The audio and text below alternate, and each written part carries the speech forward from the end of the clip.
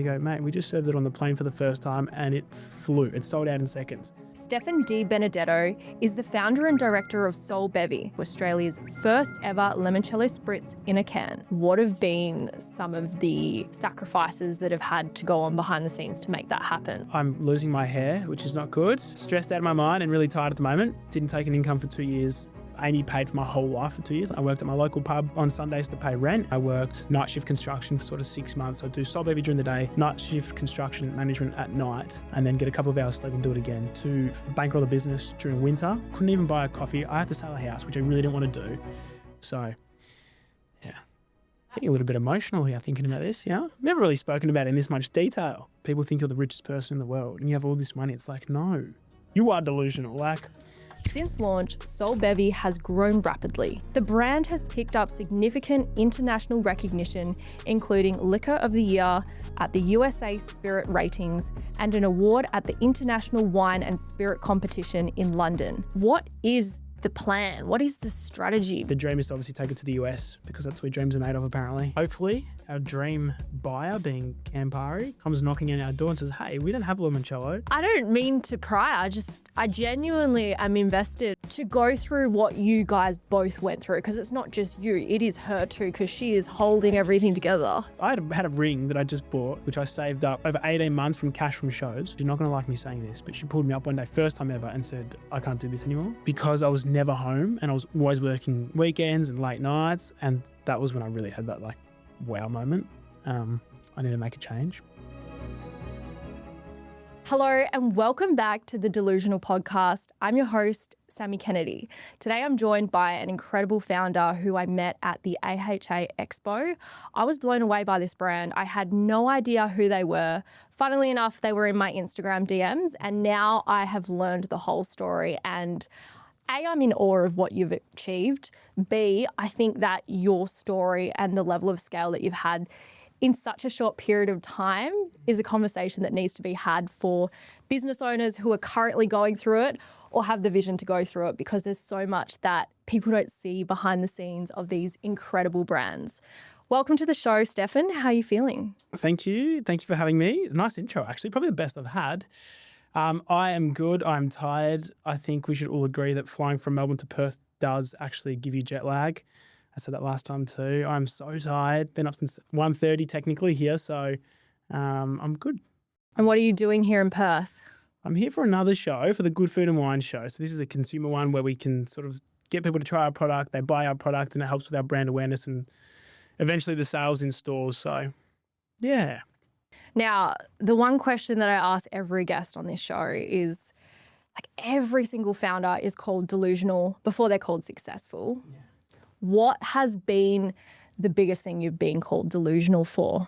Oh, I think putting my career and starting a limoncello brand, because I think if you take it back to 5 years, what are we now? Yeah, 5 years ago, 5 to 6 years ago, when I had the idea. Now, limoncello wasn't really a thing back then. It was an old product that sort of sat on the shelf. It's always been around, but in Australia, it sort of sat on the shelf, maybe of one or two products. Old sort of Italian branding, neglected, no one drank it.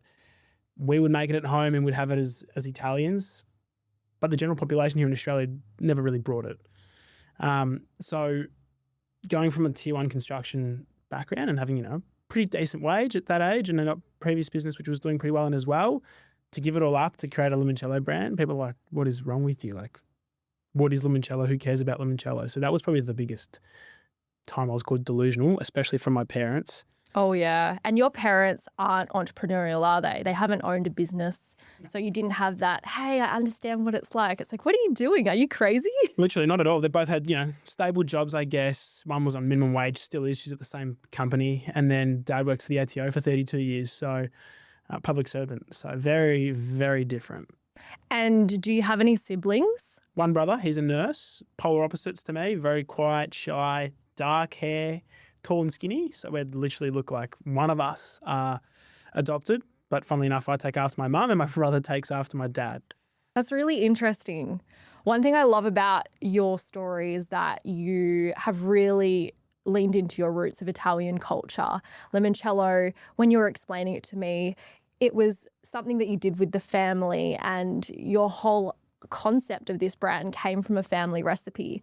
Can you tell me a little bit more about what your experience was when you took that family recipe and had an innovative approach to the amount of alcohol content in it if it historically hasn't been done that way before? Yeah, I kind of wanted to, I mean, firstly, my biggest concern was my family and them getting upset about it. And then the second concern was, I guess, people that knew, or mostly Italians that knew what limoncello was would be like, okay, why have you lowered the alcohol percentage? So I wanted to do it for, like I said, a bigger picture. Limoncello's been there the whole time. No one's really drank it because it is so strong. You have a shot after dinner and that's about it. But I wanted to make it lower, smoother, easier to drink so that people, like young people like ourselves, will drink more of it, responsibly, of course, but the whole purpose was they could mix it in cocktails and have it in other ways rather than just one shot after dinner and that's it. I wanted to show the world that you can drink it in so many different ways and how versatile it is. Like we've got venues that marinate chicken in it, got people that make desserts with it, various cocktails, and that was the whole purpose of it. I had a shot of it when I was at the expo. Yeah, that video almost got me in a lot of trouble, by the way. Sorry. Because I didn't have it in the 15ml glass like I was meant to. I was just standing over the bar pouring it in your mouth at the end of the show. I may have been a little bit intoxicated when I was doing that as well. Off the clock, maybe. That was before. Anyway. Well, all things aside, it was epic. I really loved it. I've had a limoncello shot before of the traditional one. I went to an Italian house and they had all the smoked salami and all the things hanging up, and then they pulled out, and I was like, what is this? And that was about 4 years ago. Now it's in San Churros. They've got all these trends. It's the latest craze. Like you jumped on that bandwagon just before it. Yeah, and that was the thing. Like we had the idea, or we had the plan that it could be something big. Did I expect it to go the way it's gone? No, not to this extent.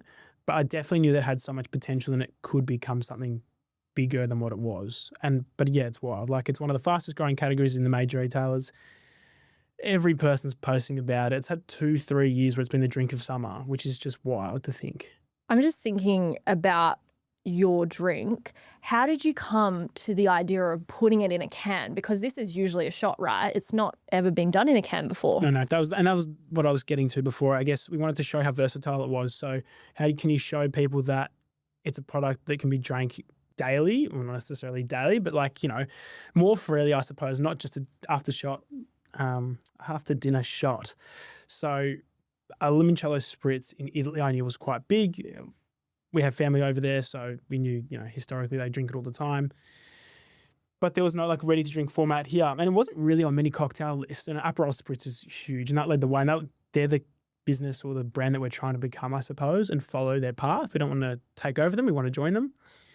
So it's like, cool. How can we make limoncello easy, ready to drink, light, so that it's actually, enjoyable, on the spot, ready to go? Put in a can. Aperol had the little bottles, but for us, glass bottles didn't really make sense because they're just, dangerous. You can drop them, they break. It's glass. Can is like you can use it anywhere and everywhere. And we have a big RTD culture here in Australia, so it just made a lot of sense. Yes, definitely. You don't go to a music festival or you don't necessarily go to a bar and pick up a glass bottle where there's so many safety risks associated with that. And you get your 10 cents back? And you get your 10 cents. Yeah, well, we take the 10 cents and donate it to charity, which is something I'm pretty proud of, but it's important. So when it comes to having this concept of building the limoncello spritz in the way you did, and then you're making it at home, like tell us the story about how it all got started. So COVID for us back in Melbourne, as most people would know, was relentless. It was horrible. Weirdly, it was actually the funnest 2 years of my life because I lived in a massive share house with my best mates. Was still getting paid good money and got to have a lot of fun. But I was making limoncello for them in the house because I had so much spare time. They didn't know what limoncello was, so they were trying and be like, oh, this is nice. But my best mate in particular, who had Italian heritage as well, he loved it. So we were the only two drinking it. Gave it to the girlfriends at the time, who are still our girlfriends, now fiancés and wives. And they found it too strong, so they were making limoncello spritzes, and that's where the idea sort of sparked. Like, why? Are they Italian? They're Aussie. Okay. Yeah, and that's like our target market, or our focus was Australians, because as you know, and you said your friend before, Italian household, they all make it. It's easy to make. Everyone's got their own family recipe, and everyone thinks theirs is better than everyone else's. It's just an Italian thing. So we're like, cool, target the Aussies. Like even when we started selling it, it was don't go to Italian restaurants, go to big Aussie pubs, high volume, something that we can, put something different on the menu for them and drive sales that way. So Would the Italian restaurants even want yours because they'd probably have that ego of like, no, we make the best one. We don't want to invite you in. that's exactly what my thought was. And I'm actually still weirdly a little bit too scared to go into Italian restaurants. Like I really, really don't at all. Is it a fear of judgment? It's a fear of judgment. Yeah, fear of judgment, 100%. Because they do think theirs is better. And then when they see the lower alcohol, they're like, this is not limoncello. Pussy. Yeah, I know. Then you get a lot though that are like, actually, this tastes amazing. But and that's from a lot of Italians. And we've converted a lot of Italians and we have heaps of Italian restaurants, big ones, famous ones. But it's just, I don't know, me personally have this, like even when we launched it, I was so nervous to launch it. The can I had no issues with, but the bottle I was kind of like, I'm going to be judged here by my family and everyone else. But you know what, it worked out for the best because that is why we've won so many awards. Like we're one of the highest awarded limoncello brands in the world now, which is crazy. We won 2 more on the weekend. Congrats. Thank That's you. huge. Thank you. We got a platinum, which is top of ranking, and Consumer Choice Award and gold. So did you update in the bio? Like, No, when you said like 2 awards, it's like, we've got a lot more than that. But hey, no need to brag. But even just in venues and like these good food and wine shows, this is why we do them every week, the relentless how many we do. Because we get direct feedback from the customer and everyone are like, we tried one over there and it's way too strong. This is so much smoother. This is so much easier to drink. And it's just after like 3 years, it's given me the confidence that, you know what? We actually do have a really good product. And the decision to lower in alcohol and make it the way that I've made it has actually been beneficial. so you were 23 years old when you started this whole concept. When I started, yeah, correct. When I started the whole process of how do you put this into a can and how the hell do you make this commercially? Like I was making on the soda stream at home. Yeah. Back to your original question. Sorry, I know we got sidetracked. But yeah, I was making it, you know, at home 2 or 3 liters and then making it on a soda stream to try to work out how to spritz it up and do this and do that. And yeah, then you go from that to 20,000 liters. It's a very, very big difference. How did you do that? How do you go from, hey, I'm making this in my kitchen at home with a soda stream. Oh, this is cute too.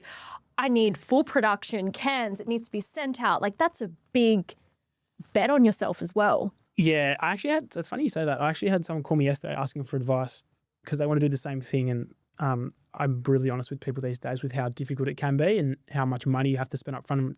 I guess the risk you have to take.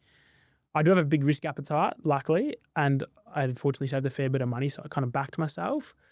But I was just research. Like it was during COVID.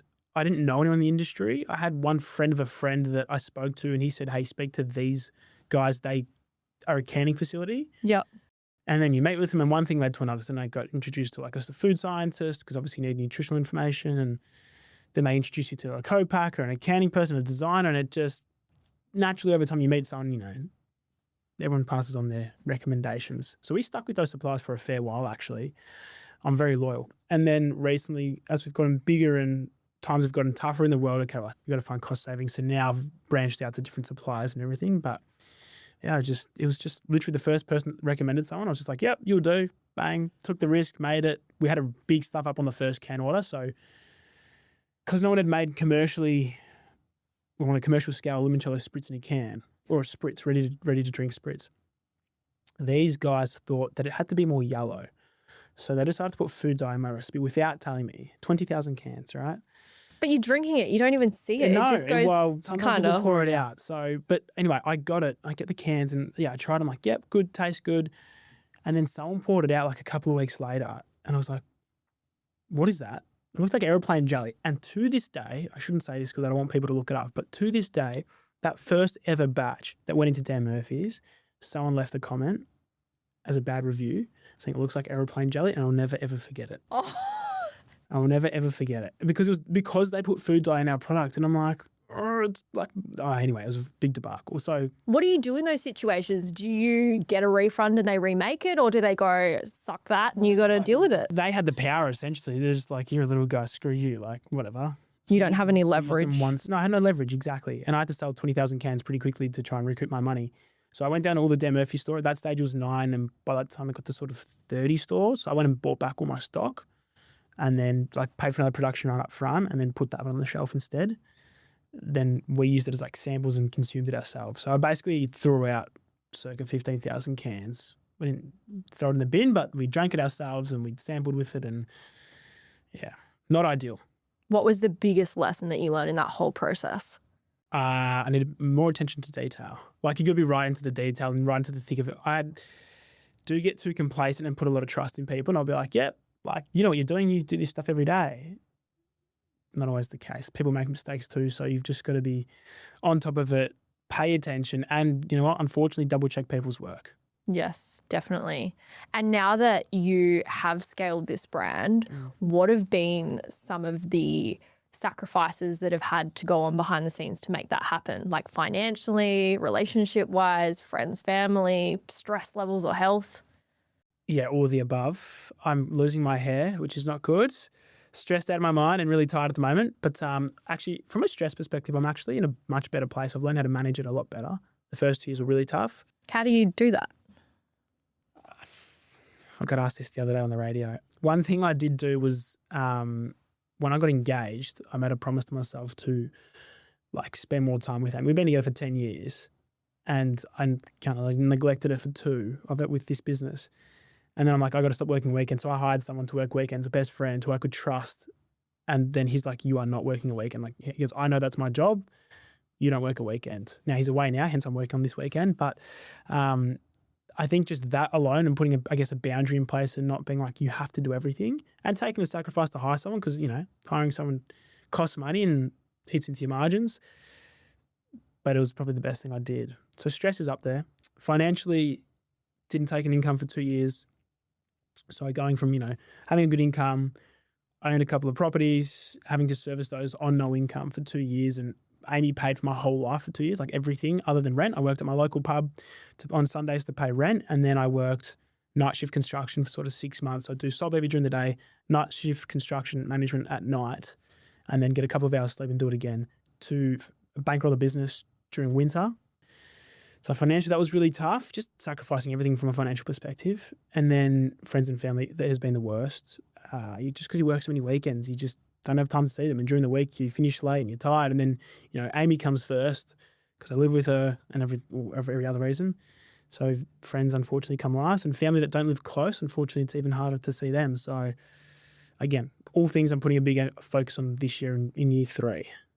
How important is it to have someone as special as Amy backing you through such an unknown period of time? Yeah, pretty important. I actually wondered, like, if I was single, let alone the dating aspect where, you know, you go out for dinner and you got to, you know, split the bill, or as a male, I like to pay for things because it's just this in culture that or this mentality was embedded in my brain. My family was like, you always have to pay. And now you're a sugar baby? No, I'm kidding. And now I'm quite literally the opposite. It's so funny. But it's not like you're a drop kick. You're actually trying to achieve something. Yeah. And like, thankfully she believed me. If like she didn't, I'd be pretty screwed. And because I worked so much before as well, I think I was very fortunate that she kind of knew what I was like. We've been here for 7 years at that stage. She knew what I was like and she really believed in the idea, and she still does. Like there's still times where I don't really believe in what I'm building is going to work, but she does. But if I did those 2 years, no income, single, like I actually would question how I would pay for dinner and a place to live. I'd probably go live back at home, which would be really tough to do because parents after a while can be annoying. But like food and stuff, I really don't know how I would have survived, to be fair. Like that sounds ridiculous, but I was very fortunate to live the life that I did for 2 years because of her. What's one thing that she either said or did that made a massive impact in those 2 years? Was just like, don't worry, I'll pay for this. Don't worry, I'll pay for that. Like even as little as like, let's go for a morning walk on the weekend, like buying a coffee for me. You know, embarrassing that just not to be able to just even buy a coffee. Like that's how bad it is. Like I couldn't even buy a coffee. I had to sell a house, which I really didn't want to do. Just little things like that. Like, but not even saying I'll buy it for you. She just does it, and she would pay for our dinner. We do Marley Spoon. So all those and no questions asked, just like did it. And I'm sitting there just feeling guilty. And now I'm finally, you know, repaying the debt, I suppose. But yeah, it's pretty tough. Very lucky. So do you guys live in a house or you've sold all of those and you rent now? We live in a house. Yeah. So I sold another property and we used that to buy a house we could live in together. And again, just thankful that I was, you know, coming out of school, I went straight into a good industry and work. I did work very hard and I invested really young into a couple of properties, and thankfully I invested in the right market in Queensland and it did well. Because I think if I didn't do that, like everything happens for a reason. Big believer in it. If I didn't do that, like where would we be right now? I don't know. Because like she doesn't make enough money to fund both our lives for more than 2 years. So, yeah. Getting a little bit emotional here thinking about this, I've never really spoken about it in this much detail. I don't mean to pry. I genuinely am invested. I think when you initially brought her up, I was like, to go through what you guys both went through, because it's not just you, it is her too, because she is holding everything together. Gone through for 3 years is immense. I had a ring that I just bought, which I saved up with over 18 months from cash from shows. I had a ring and then she pulled me up, and she's not going to like me saying this, but she pulled me up one day, first time ever, and said, I can't do this anymore, because I was never home and I was always working weekends and late nights. And that was when I really had that like wow moment. I need to make a change, but this is a perfect podcast for it, to be honest, and I guess open and vulnerable, because it's about, people being delusional, I suppose. This is quite literally the stuff that happens and people don't see. That it's kind of funny to talk about it now, but it's not fun at the time, and it's still not fun really when you think back to it. And I wouldn't say like, are we killing it now? No, like we are. I pay myself a complete minimum wage. So it's just, it's the stuff that you have to go through if you're trying to do what we're trying to do, and we're trying to take on the world, which doesn't help. But your whole story of what you're going through, I can relate, but in a different way. Yeah. My dad, he was a sparky by trade, so he came from the whole construction side of things, and then he ended up doing all these great fancy business ideas, but no strategy or way to really monetize them. And so they were fun businesses, and we're coming up to our 20th year soon, and the total sum, we're in like $3 million debt, but it took us 18 years to become an overnight success. And my mum was a nurse, so she just worked at the hospital and she paid the mortgage and she did everything to just keep things running. And only now that we have the bowling alley, first time in 18 years, he pays himself $500 a week. And it's just like, we haven't been rich, we've struggled a lot, but then to finally see it all pay off, it's like, when you're going through the thick of it, you're like, there's no end in sight. Is this worth it? And if my parents probably weren't Christian, I don't think they'd be together anymore, because of like, they're just stuck together because they want to be by themselves, but they don't want to be by themselves. They want to support each other. And I think, what Amy has done to support you is so special, because so many people throw in the towel and give up, especially with business. It's like you are having the highest of highs and the lowest of lows, and you've got to try to hold all of that, be a good partner, be a good friend, be a good boss while you're stressed out. There's only so much you can do as one person. I think one thing that I did put in place, like a boundary, I suppose, is I didn't want her involved in the business at all from day one, and still to this day, because I wanted that separation, so that when we're together, we'd like talk about everything else that a couple would normally do and not talk about work. And if she asks me about work, I get upset, because I'm like, our time together is our time together. I talk about work enough, because everyone wants to talk about work. And everyone thinks that this is going into what you're talking about with your dad. Like, because you have a business, people think you're the richest person in the world and you have all this money. It's like, no, you are delusional. Like, no, that's not how it works. If anything, we're in a lot of debt, and I'm in a lot of debt. I've got no money anymore because I gave away all my money to start this business. Like, I believe one of the hardest things about being a business owner is when you're scaling, you're putting all your profit back into the growth of the business. And as soon as other people see you making money and they don't see all the costs that come with the business, they feel like they're entitled to a piece of it. They want equity, they want a pay raise, they want to get this promotion. It's like, you have not had to work for it. You have not had to put everything on the line for you to just try go, I deserve 20% of this. Yeah, exactly. I think that made me think. So LinkedIn, right, which I'm pretty active on. Yeah. The only way that I get some pretty good traction on it, the only thing that gets a lot of traction is when you're arrogant on it. And that's for everyone. So every time you do a post about your growth and everything, people go, holy shit, you are killing it. You're doing this. And you're like, mate, we lose money every year. We are not killing it by any means, because we are investing every single dollar back into this thing to hit those numbers, to grow and hit the end goal that we're trying to achieve. But again, it's things that people don't sort of see or understand. It's just part of it. It's so interesting you say that about LinkedIn, because on Instagram, when I've put up posts about my biggest struggles, almost going bankrupt, what that's looked like, I get the most engagement. It's so interesting that they're like different platforms with different perspectives. Yeah, definitely. That's because now I'm like well, I'm trying to post every day on LinkedIn, on TikTok, which I can't stand, but you need to do it. Your marketing girls, they can handle it. Yeah. Well, so they do the business side, which we post every day. And then I'm trying to do my personal, which I just suck at editing and I don't have the time to sit there and record. And so anyway, we could talk about it as a separate thing. That when you're vulnerable and you tell true stories and it's about like it's founder-led content, it makes a big difference and it really works. Like our engagement levels spike. We just tested on Instagram. We're like, no, we need to focus on being a big brand, professional stuff, professional videos, professional photos. Engagement died, followers dropped. As soon as I got behind the camera and kept it in like a sort of relaxed style on the couch, bang, engagement spiked again. And I'm telling stories about this sort of stuff we're talking about, with Qantas and whatever it might be. It's interesting.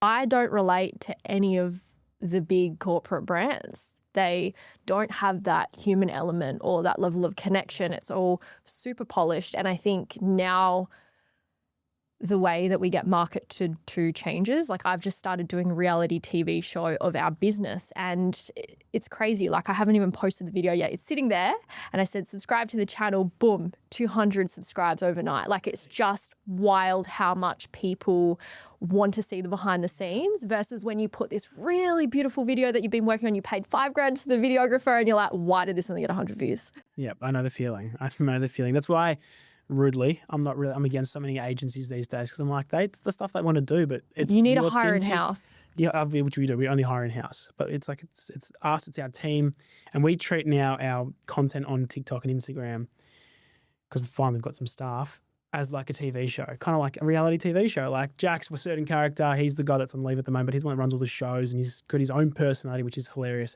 And there's Sophia, the social media girl, who's bubbly, fun. She's like the girly that all the girls relate to. And then there's, obviously like the business owners and stuff that relate to me. So it's funny how it works. It's actually a lot of fun though. I think people are over trying to get the perfect Canva graphic together. Like just, they want entertainment if you can add the product in there in a non-salesy way. People prefer that. Yeah. I love watching your content. I was actually watching how you got stocked in business class and first class. Oh, yeah. How did that all come about? So actually, before we get to that, I'm staying in a hotel here on purpose because the first ever time 2 years ago when I came to Perth, it was the first flight out to Italy that our cam was going on. And I'm standing in the lobby with my T-shirt on, Solbevi T-shirt. And the Qantas crew walk in and they go, do you work for the business? And I'm like, no, it's actually my business. Why is that? And they go, mate, we just served it on the plane for the first time and it flew. It sold out in seconds. And so I stay at that hotel every time now because it's just so like nostalgic, that's the word. And I checked in today and I'm like, hey, what time do the Qantas guys get here? They're like 10:30 and 5:30. I'm like, cool, I'll be there at 5:30 to wait in the lobby to see if I can talk to them because you just get the feedback from them on board. But that was an amazing story. That was probably like a month after we launched, I can't remember now, the New York Jets reached out. Do you know who they are? No. They're a massive NFL team in the States. So a guy from the New York Jets reached out saying he loved our brand. He really wants to chat. And I was like, well, this is obviously just spam or like fake. But took every opportunity, went back and forth. I was actually in Poland drunk one night with my best friends. My silent partner, Darcy, my best mate, he was in Australia at work and they were in New York and we jumped on this meeting. So I got drunk because I just didn't think it was actually going to come to fruition. And I'm sitting there in the snow in a T-shirt doing this meeting with the New York Jets and, they're like, come to the States. We really want to bring this product over. And I was like, oh. If you pay for my flights, I will. Yeah, well, that was my thought, but they didn't do that. So I was like, you know what? We don't have the money. We just started. Nothing's going to come from it. Like, it just didn't make any sense. But then I was sitting there and had 1 million Qantas points. And I was like, you know what? I've got points. I've never been to America. It'd be a great story. And what's the worst that can happen? I'll go for 4 days. It'd be an experience. So Darcy and I went over and we're sitting on the plane. We upgraded ourselves to business with points and went over 4 days and we're sitting like the top cabin doing some work, the deck, and the Qantas cabin crew came over and talking to us and why are you guys flying? And we got talking for ages and I don't like jinxing things, so I don't usually tell people ahead of time. But I was excited and I did. And he goes, oh, send me an email just about it. It's really interesting. Send me an email about the product. 3 months later, I get an email from Neil Perry Consulting, which was the guys that do all the catering for Qantas. And he's like, mate, we've heard about your product. Can you please submit some samples? So I was like, okay. And I knew that it came from the cabin crew guy. So I jumped on the plane rather than sending samples and carried them to the door myself. And I called him like, hey man, I'm downstairs. He goes, we're not allowed to see suppliers. I'm like, well, I've just flown here from Melbourne. Can you please just come down and like, let's grab a coffee? He goes, oh, okay. So he came downstairs, had a coffee, got talking, went through the whole process after that. And then 6 months later, I got a call saying, we're putting you in select flights around the world to Europe, and then got our liqueur into first class, and then it went to business class not long after that. So that was a long story, sorry, but it's honestly one of the best stories of my life. I think you just saying that, like you had to be delusional to think, hey, I'm going to get on this and I'm going to rock up here and I'm not leaving until you come down and we chat. Yeah, I felt a little bit bad about that. But it's funny, we actually became, I wouldn't say friends, but we developed more than just a relationship. As we become sort of friends in a way because of things like that, I suppose. Seeing people face to face, especially in a world now where everything's like via Teams or Google Meet, which I hate doing. I'd rather meet you in person and you just develop, a better connection. You as a founder, your skills, you're a people's person, I can already tell. Like when I met you, you're super friendly, approachable. You've got a great brand. It's very inviting as well. What's your superpower? Pouring shots over the top. That's probably why. What is your superpower as a founder? Like what do you think makes you the type of person that other people want to jump on this crazy bandwagon and follow you with? That's a tough question because I feel as though you need to pump yourself up here. Yeah, the imposter syndrome kicks in. You're like, I'm not that good. Yeah, I just started this little brand. Kind of. And we spoke about this prior. Like I try to be as humble as I can because I still don't think we've achieved enough or much, but a lot of other people do. I think I love creating relationships that go beyond just the pure business relationship. So like Qantas, I went out, the guy that I met on board, we have actually become like close friends. The guy at Qantas, we have like a friendship in a way. Dan Murphy's the buyers managers, we have a friendship. Like it's not just, hey, we're here to do business and that's it. Like I pride myself in my relationships and just in general, I'm a very social person. I like to actually talk to people and ask if they have kids and learn about their families, that sort of stuff. I think that's probably my number one asset because I genuinely do care and I'm not doing it just to sell the whole time.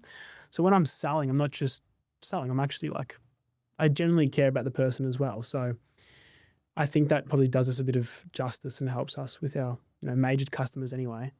Are you impressed with how many details I remembered coming into this? Yeah, I did because I actually forgot about this podcast until this morning.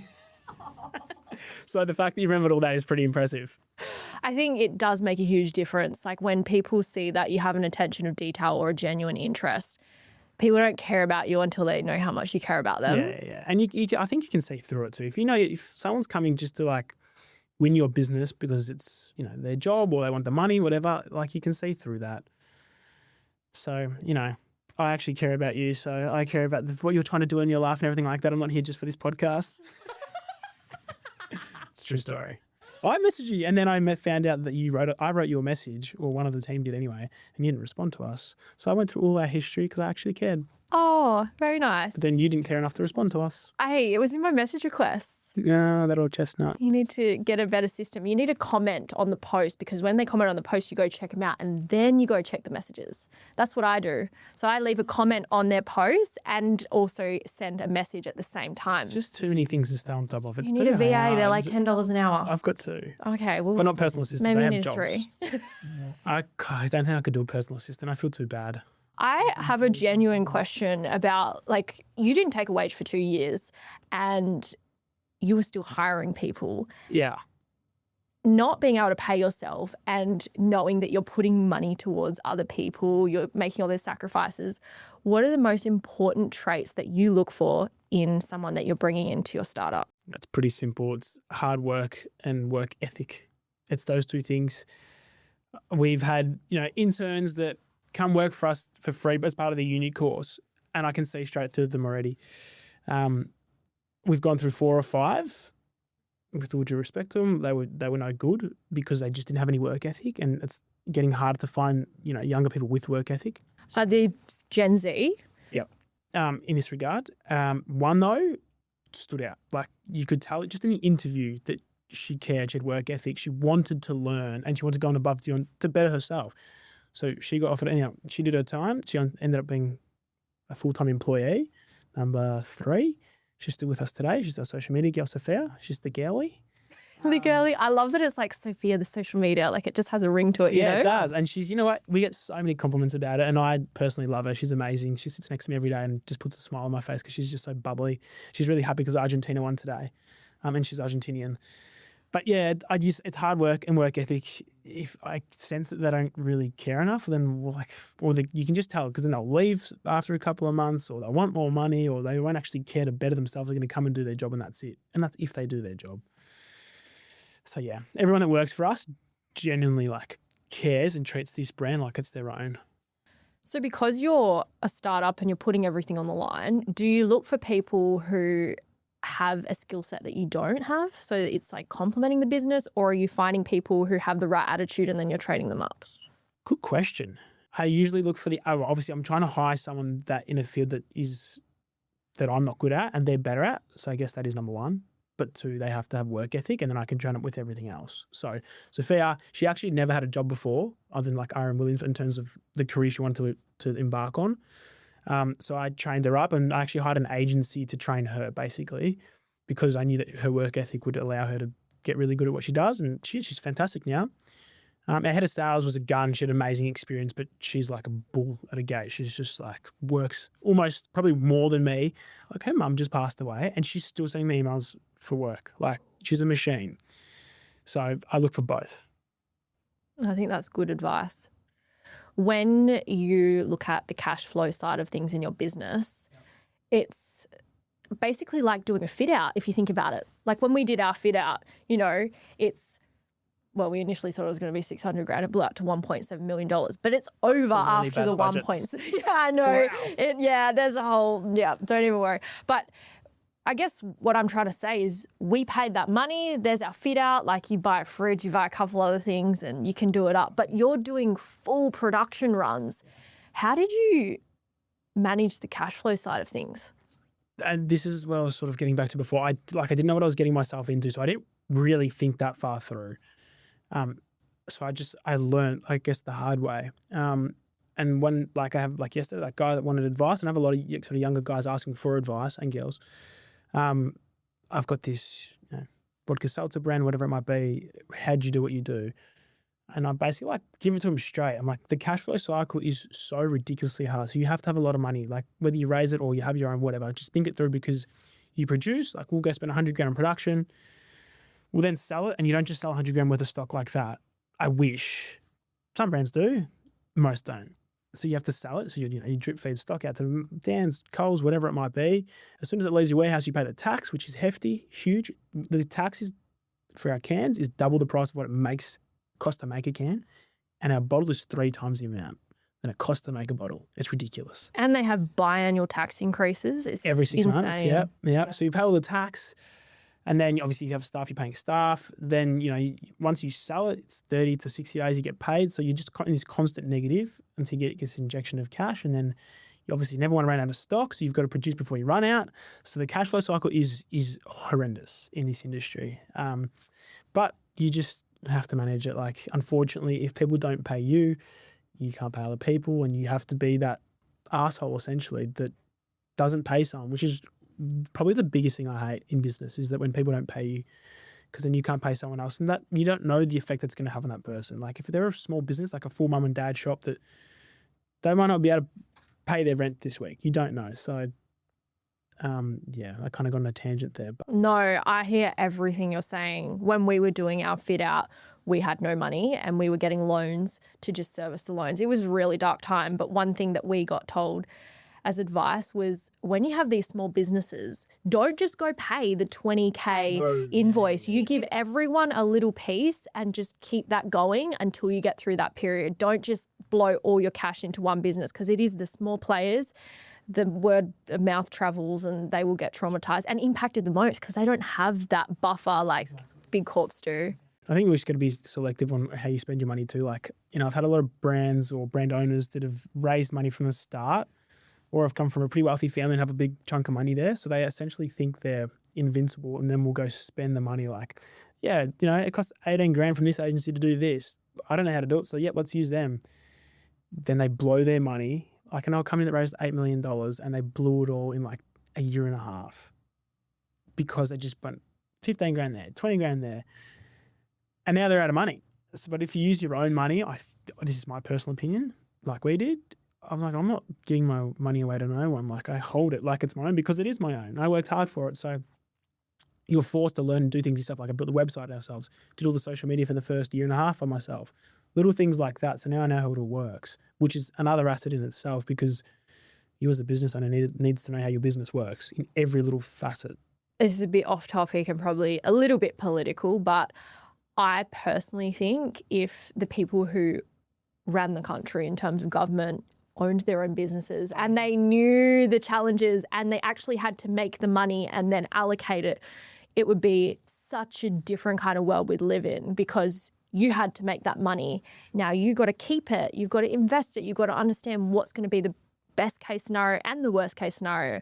But when it comes to just getting given money, whether that's a government, whether that's you just getting investors on board, if you don't have a plan for where you're going to put it, that's when things can 100%. Go to shit. Yeah, that is a separate topic and I could talk about that for a very long time, especially in the current circumstances, but we probably shouldn't.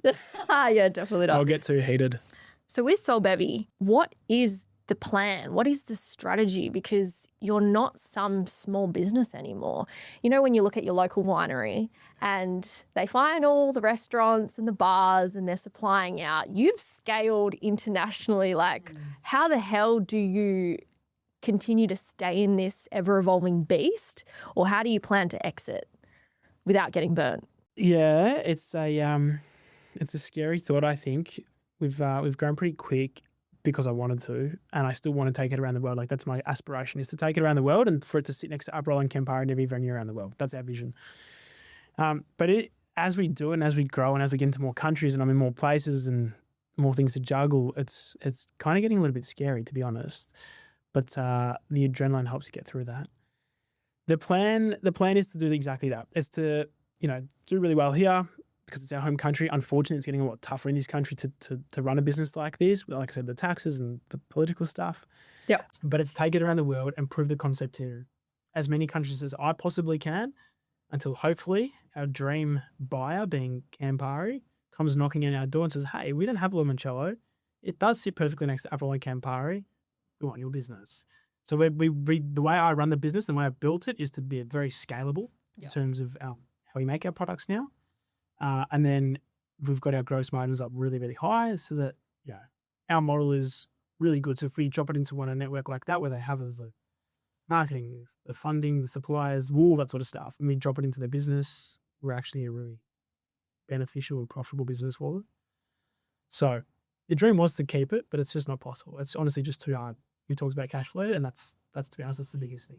I know some people find a way to make it work, but realistically, if you are Italian and you have those strong traditional family values, it's not like you're going to be that type of person that would be around if you continued to live in that vicious cycle. Yeah, exactly. And that's why I tell a lot of these young kids, just please be prepared, because I wasn't. I was so naive. Best thing that ever happened that I was naive, but it's hard, and I don't see how you can continue doing this, and this sounds very negative, but I don't see how you can continue doing this for the rest of your life. It is really, really hard. If we scale back and become like a little winery that serves local or distillery, 100%. Profitable, good, but even like them at the moment when drinking is declining, it's becoming really challenging for them. So, that's why our strategy has always been to go big, but now it's like go bigger. I know someone who did go through that process. They did the Armagnac. So Francois, he's the guy that owns Grey Goose.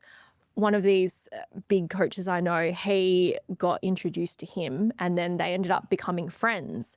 And don't quote me on this with like all the names and stuff, but you know how they have the reserves and how many people they can control, who he owned like 80% of them. And so he could control all the manufacturing, and he said, I've got this idea to do Armagnac.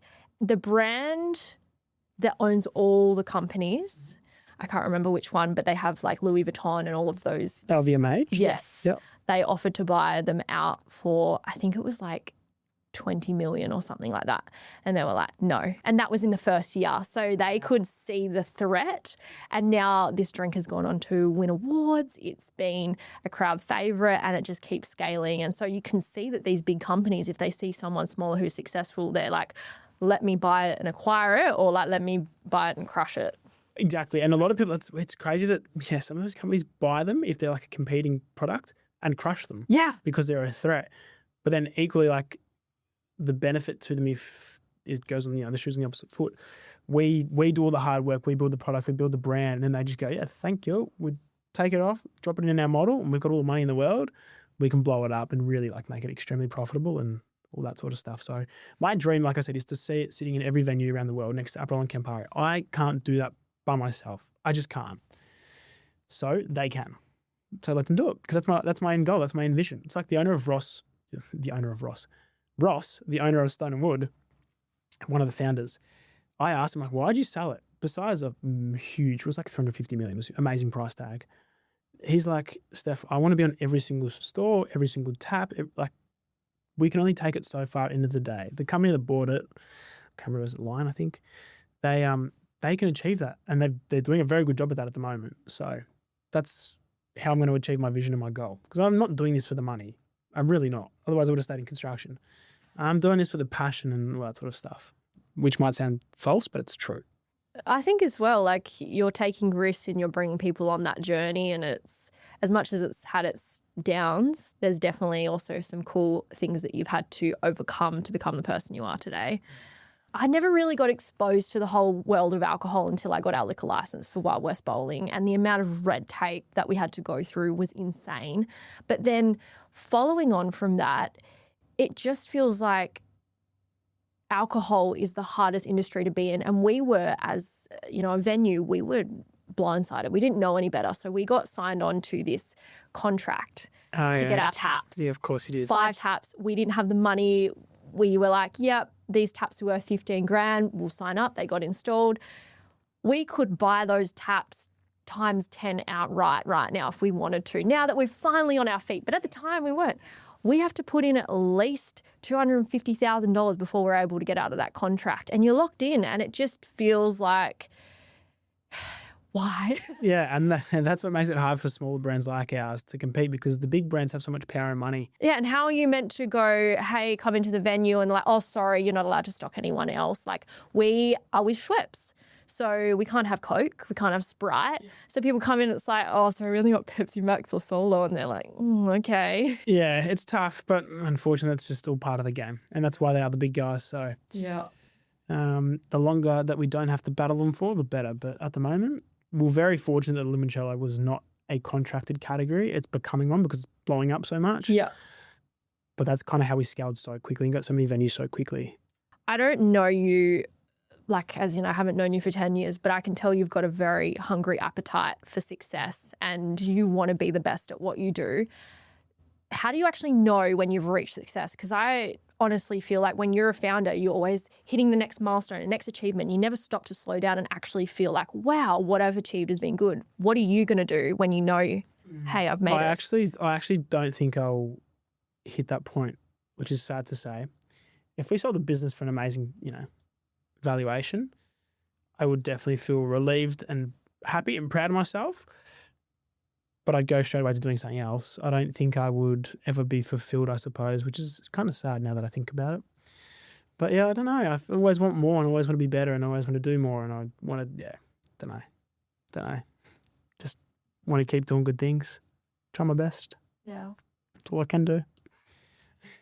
In terms of Campari, how the hell do you get in front of them? Do you just start popping up globally like you're saying? The good thing is I know about us. LinkedIn? The best bit about it. The managing, he's ex now, but the managing director at the time of Campari for Australia and New Zealand now sits on my board.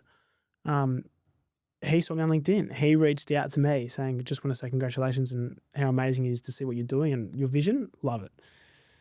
Once he quit, I was like, hey, want to come help us? And he did. Is this your fractional CFO? No, he's on our board. Okay. We have an advisory board. Okay. And he's on that. So they know us through that. We then took one of their big sales reps as well. But it's just make as much noise as you possibly can. It's all you can do. They'll find out about us eventually. They already do know about us, but we just need to be attractive for them. Just so I'm aware, which countries are you currently stocked in and which ones are you wanting to add to your hit list? We're Australia, New Zealand, Singapore, Malaysia. We have Thailand and Philippines starting later this year. Where after that? Hong Kong. I had a deal signed in Hong Kong a couple of weeks ago and it fell through, which I'm really upset about. Southeast Asia is a big focus because we're a very seasonal business. We're in winter right now. It is the toughest time in the world. It's so hard because, you know, all your variable costs like your marketing and stuff, you wipe them all out because you have fixed overheads like staff and rent and stuff like that. You have to pay that. So we're so seasonal. Winter sucks. Sales drop like a 1/15. It's crazy. So where's it always hot and you don't combat seasonality? Southeast Asia. And they love to drink and it's always hot and there's heaps of tourists and lemon is quite refreshing and, you know, they have really like high profile flavored foods and spicy foods. And what's a palate cleanser? Limoncello. Just ticks all the boxes. So grow in Southeast Asia and Asia in general. And then like the dream is to obviously take it to the US because that's where dreams are made of apparently. And I've been there a couple of times with the New York Jets and to be honest, it is like, gee, if you can crack that market, it's insane what it can do. Did you meet any of the other vendors at the expo? Yeah. Did you meet the guy that does the pizza bases? Oh, there's heaps of pizza-based guys. Ricardo, that was his name. I didn't actually meet them, but I saw them. So he was 24 when he started his business. He's now 34. He is producing, from memory, he said about 500,000 pizza bases a week. And so he has 30 staff in Sydney and he has 60 staff in China. And he has scaled it so his pizza bases are basically everywhere in Southeast Asia. That's who you need to talk to. Yeah, I'd please. Global scale. Do you know him? I know the guys that I was hanging out with are friends with him. So yeah, I would love to have an introduction. Definitely get you in contact. But his story is insane. You know, he managed to take his Italian recipe and then turn it into this, okay, now we're doing a bigger production and it's everywhere. So their main competitor at the expo was Letizia and that's who we use for our pizza bases. And I was like, I need to try your one. Yeah. Competition. That's impressive. I mean, I've go to Asia twice a year, do market visits. And just when you see the scale of things over there and the amount of people and like I went to China as well and that was next level. It just shows you how much opportunity there is. And that's probably the most exciting thing. Like sometimes I'm down in the dumps and I'm like, you know, we're going to fail, we're going to this, we're going to that. There's just not enough. There's too much competition here. And you go like, then I go to Asia and I'm like, there is not much competition here. And the market is like insanely big. There is so much opportunity for everyone to play in. Yeah, right. And that's where I stay positive. I'm like, yeah, it's tough. But if someone's not in that venue, so I'll just go for that one. You can't preach to the choir in your hometown. No. And we've done a good job here, but there's a lot of competition. But in Asia, like, you know, what are we, 20 million people? And then it's Malaysia's crazy. X and Singapore's a lot of people in a small city. And then like China's obviously 1 billion. Like it's crazy. You just need to get in Bali. Actually, funnily enough, when I was at Snow Machine in we went to sponsor that this year. Japan. Oh, in New Zealand, yep. Well, you know, same vibe. It was just different. We saw those Suntory lemon drinks and they just come out and they sold out everywhere. And then coming back to Australia after Snow Machine, sold out everywhere. It just takes one good placement at the right event to then become that viral brand. And that's what we're trying to do. We're trying to get into more and more events because that's a fantastic form of marketing. The only issue is it's pay to play. Like I've been to an event where we were going to sponsor and the price tag was $150,000 for a 4-day event. To just supply, you have to also just pay for the sponsor, and then product. they buy the product off you. But they can assure you to not buy $150,000 worth of Limoncello spritz cans. But it's marketing play. There's a massive festival group. They're amazing. They used to be friends of mine. They're huge. They've done amazing things. Untitled? Yes.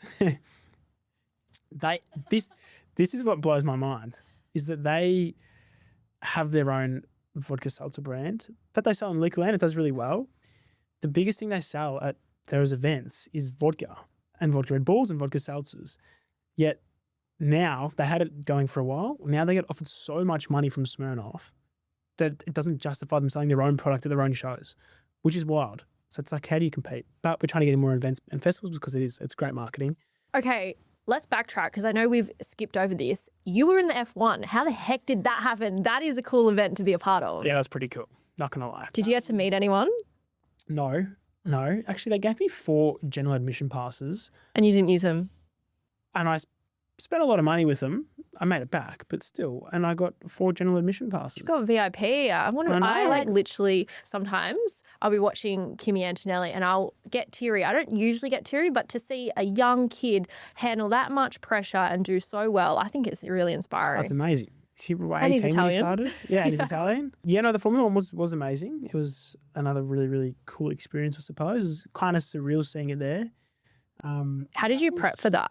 Oh, it was a shit show because we moved our production to New Zealand like 2 months earlier, and then we got the final okay a month out.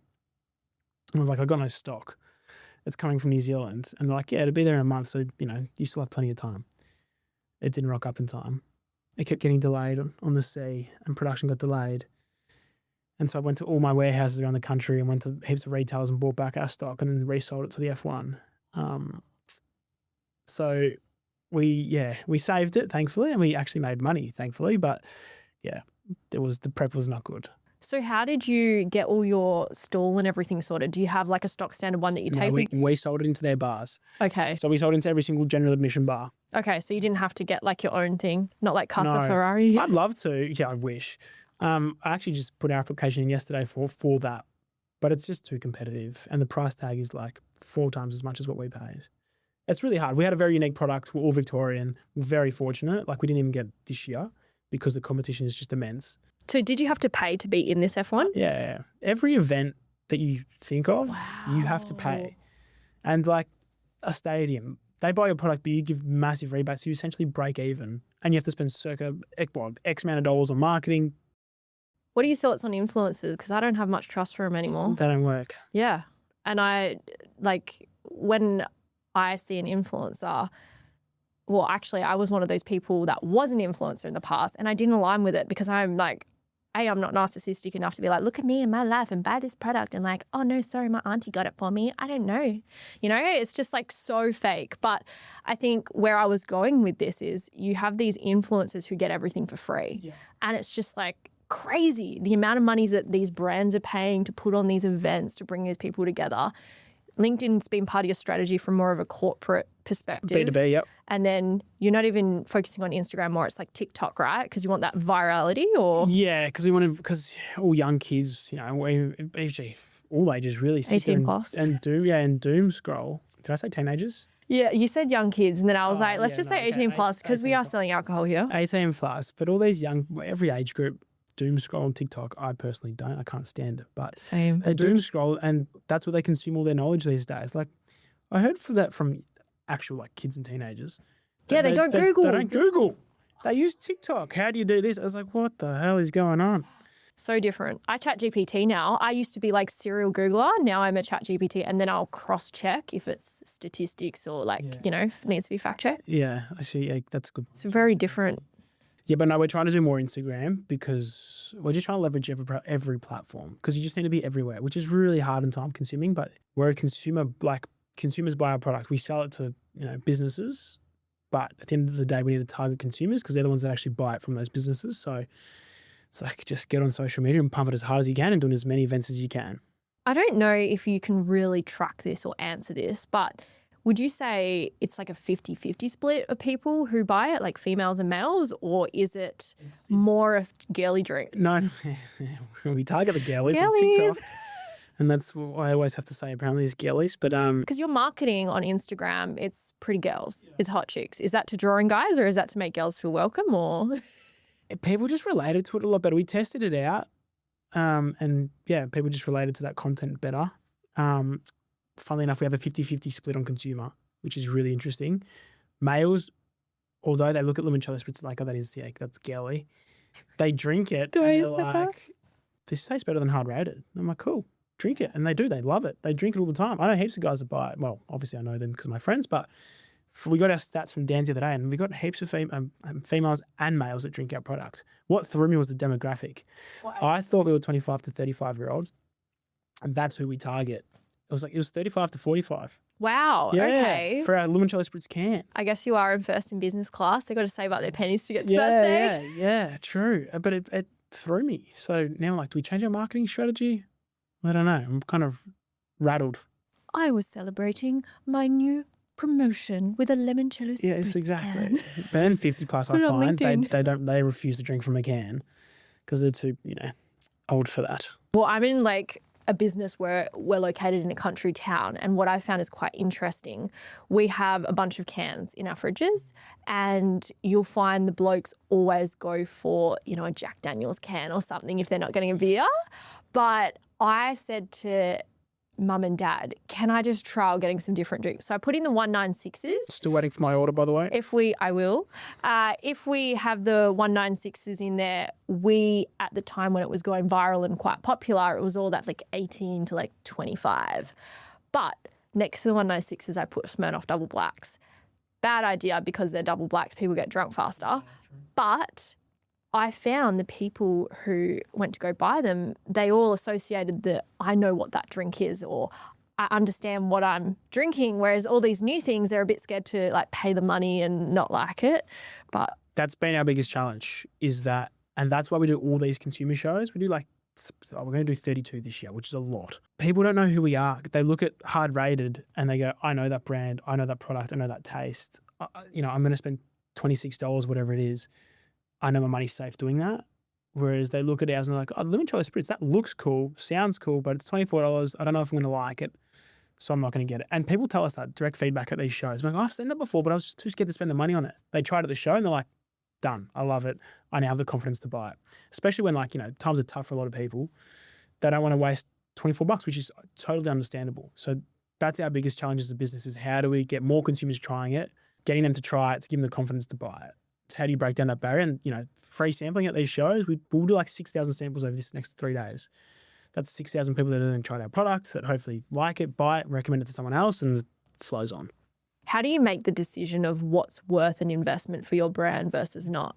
I'm not very good at that. You go to the board? I try and do as much as I possibly can. That's my thing. Take every opportunity, do everything I can, which is probably why I burn myself out so much. Like these shows, we overdo it. But again, it's like, You got to be everywhere. you've got to do it. And sometimes we lose money. Like we did a show last week in Melbourne, in my own hometown, and we lost money in it.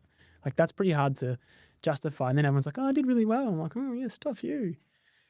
But it's just like, Rub it in. yeah. And then we do events and we're like, we will lose money on some, but then others will make money on. Like, if you don't try, you don't know. And I have a bit more data now. So I know like coming to this Perth show we probably break even because flights, accommodation, but it's a marketing thing for us. We have heaps of stores here. So cool, try it. Go to your local Dan's, go to your local Liquorland and buy it. Done. Because they always go, where can I buy it? I'm like, yeah, buy it there. Don't go to my website. Go to the store. So what do I need to do if I wanted to get limoncello spritz? Is it more we buy it from Dan Murphy's and we For put the it in the business? venue? Yeah. No, we got heaps of wholesalers. So you can buy it through like Liquid Mix, ALM. Do you use those guys? We use CUB. Okay, they're not a wholesaler. Okay, who's this wholesaler? Dan does the ordering for stock. I find the drinks, but Dan, we do have a bar Who manager. buy it through like a wholesaler, like a Liquid Mix or ALM, who basically, respectfully, they're box movers. So we go out, we sell the product to venues, and they go, cool, where can we buy it? So then they'll buy it from Liquid Mix. So they can buy, 15 different products in one invoice. So they're in Canning Vale, and they just stock our stuff, which is really hard to get into the wholesalers because then you need to move it for them. Otherwise, they just hold dead stock. So Liquid Mix ALM, otherwise through our website or you email me directly. Or if people are feeling really nice and want to spend the money, in-store. In Because store. You have a store. No, as in like Dan's and Liquorland. Because we have such strict KPIs to stay on the shelf. We've got 1,300 stores and we need to sell 2 4-packs per store per week. You can do the math on how many that is. That's a lot of 4-packs. So, And how long do you, okay, let's say, for example, worst case scenario, you were in decline. How long have you got to like get those numbers back up before they're like, see ya? we haven't been in that position yet. We're actually in decline at the moment because it's winter. So that's the other like conversation you have with them is like, we're a seasonal product. Like we over-index in summer, we're under-index in winter. Luckily, they're not stupid and they get that. But it's hard. I don't actually know the time frame. You're literally on the perfect podcast because I have like a lot of people who are females on it who love limoncello. Like one of my friends, Celine, whenever we go out, she's like, there's a limoncello spritz margarita. And I'm getting that, it's just everything is limoncello. I feel like this is the right place Good, to get get all in the the right girlies eyeballs. onto it. Girls, please go to Dan's, please go to Lickland and buy my products. I'll tell Nick, I'll be like, can you get these next time we go out? Like when you mess out, I'm like, I never drink. But this year for a couple more you're events. the problem. We need people to drink more, not drink less. Responsibly, Do you drink much? Yes. I don't drink my own product. Do you drink wine? What do you drink? Love red wine. Okay. Yeah. And then I don't drink to like get drunk or anything like that because I love alcohol. I love the social setting of drinking. And that's why That's a cultural thing as well. With 100%, Italian, you share those moments. I was having red wine when I was like 13, Yeah. 14, with my family, dipping bread in it. I was having limoncello when I was probably younger.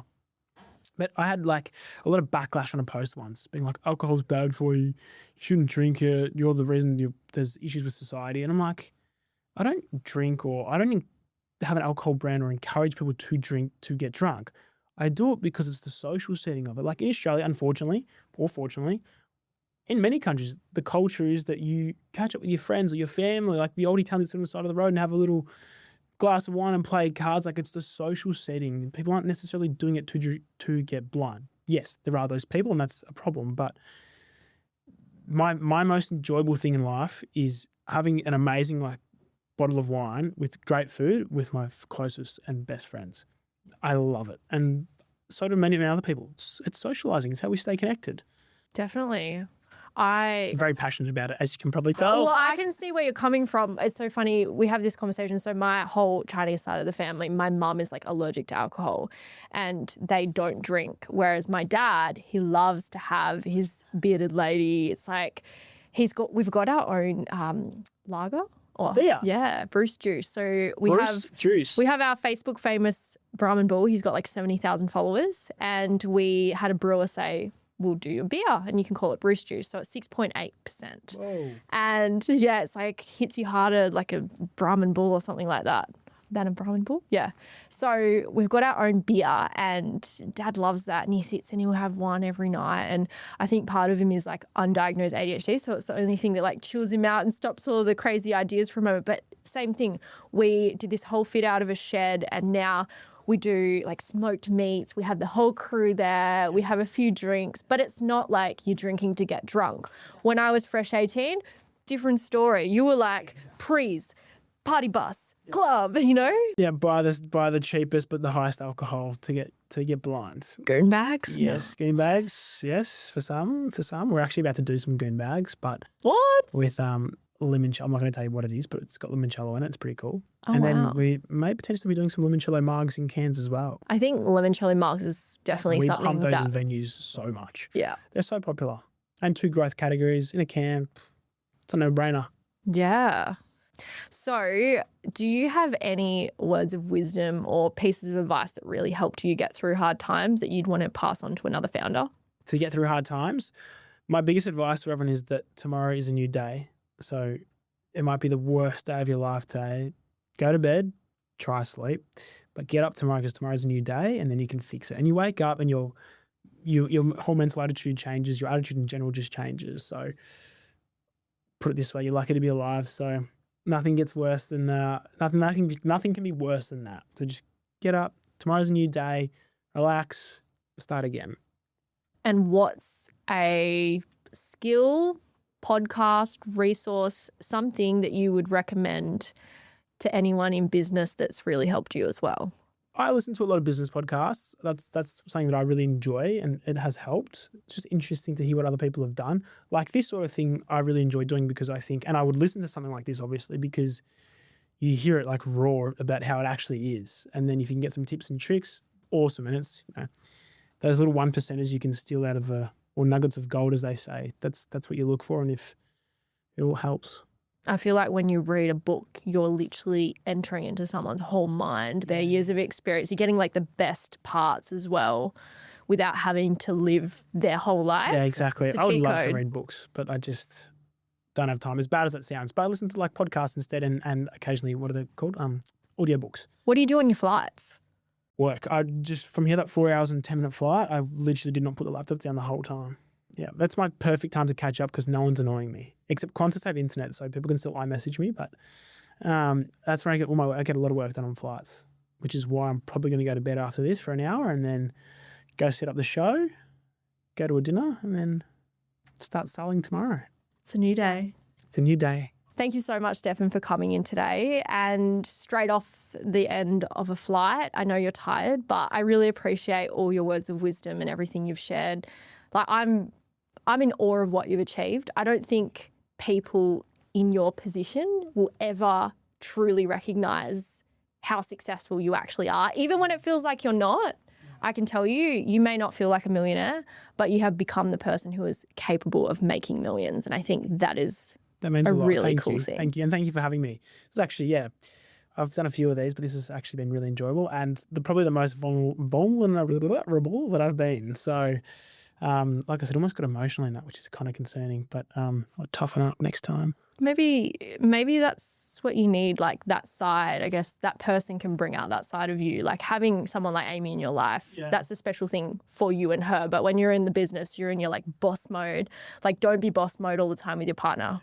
Yeah, maybe I just need like one big afternoon of just crying and letting it all out. Just let it all out. Trauma.